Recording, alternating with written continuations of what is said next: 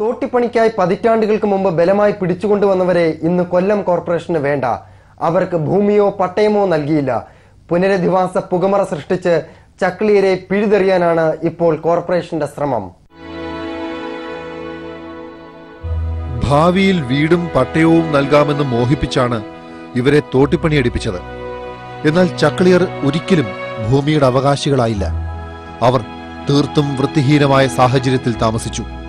കക്കൂസും അടുക്കളയും ഒരു മുറിയുടെ 2 ഭാഗങ്ങളിൽ നിൽക്കെ മനം പുരട്ടാതെ ഇന്നും ഒരുരുള ചോറ് തിന്നാൻ ഇവർക്കാകുന്നില്ല.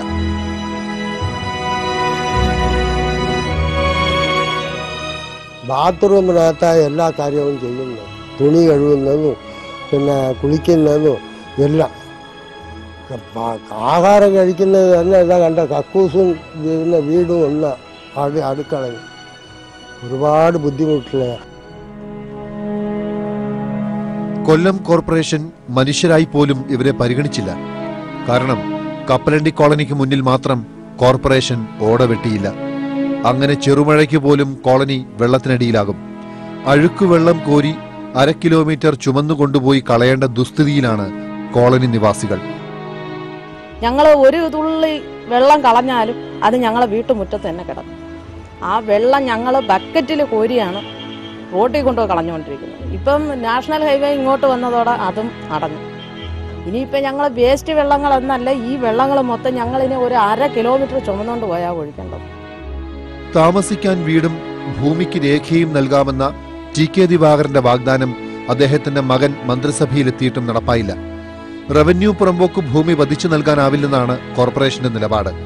എന്നാൽ ഇതിനടുത്ത് തന്നെ സവർണ വിഭാഗത്തിൽപ്പെട്ടവർക്ക് പട്ടയം നൽകിയപ്പോൾ ഭരണകൂടത്തിന്റെ ജാതിബോധം അവിടെ വെളിവാകുകയും ചെയ്തു.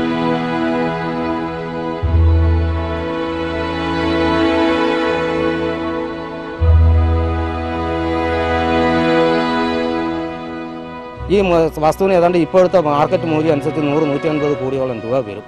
ഇത് ഈ പറയുന്ന തോട്ടികൾക്കെന്ന് പറയുന്ന ഇവർക്ക് കൊടുക്കണോ, ഇവന്മാർക്ക് കൊടുക്കണോ, അതാണ് അവരുടെ ഇപ്പോഴത്തെ ഒരു ചിന്ത. ഞങ്ങൾ ഒരുപാട് പേര് ഇതിനു വേണ്ടി മന്ത്രിമാരെ തന്നെ മുഖ്യമന്ത്രി അച്യുതാനന്ദൻ അദ്ദേഹത്തിൻ്റെ ചേംബറിൽ ചെന്ന് കണ്ട് ഞങ്ങളുടെ നിവേദനം അദ്ദേഹം വായിച്ചു നോക്കി. കൊല്ലം നഗരത്തിൽ ഇത്രയും വൃത്തിഹീനമായ ജോലികളൊക്കെ ചെയ്തിട്ട് നിങ്ങളെ സഹായിക്കാൻ ഇതുവരെ ആളില്ലേ, ഞാൻ വേണ്ടത് ഞാൻ ചെയ്യാമെന്ന് പറഞ്ഞു.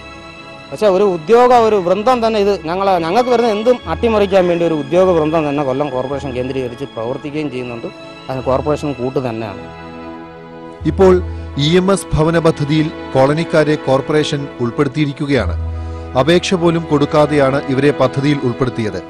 പുനരധിവാസ പുകമറ സൃഷ്ടിച്ച് എന്നേക്കുമായി പിഴുതെറിയാനുള്ള ഗൂഢനീക്കമാണിതെന്ന് കോളനിക്കാർ മനസ്സിലാക്കുന്നു.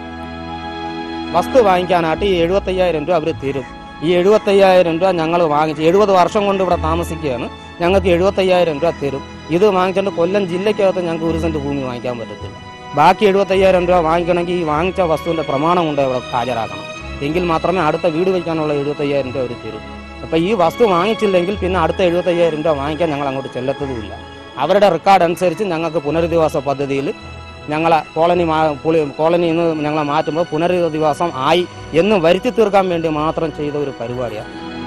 ദേശീയപാത വികസനത്തിന്റെ ഭാഗമായി ഒരു അമ്പലം പൊളിക്കേണ്ടി വന്നപ്പോൾ കോളനിക്കാരുടെ കക്കൂസ് ഇടിച്ചു നിരത്തിയാണ് അമ്പലം പുനർനിർമ്മിച്ചത്. അങ്ങനെ ഭരണകൂടവും പൊതുസമൂഹവും ചക്ലിയരെ അരികുകളിലേക്ക് തള്ളി നീക്കുന്നു. പക്ഷെ അത് ചരിത്രത്തോടുള്ള അപരാധമാണ്. കാരണം നഗരവും നാടും വീടും വൃത്തിയുള്ളതാക്കാൻ ജീവിതം ബലി നൽകിയവരാണ് ഓരോ ചക്ലിയനും. അവരുടെ ദുഃഖം ചരിത്രത്തിന്റെ ശാപമാണ്. അത് കാണാതെ പോകുന്നത് കൊടിയ പാപവും.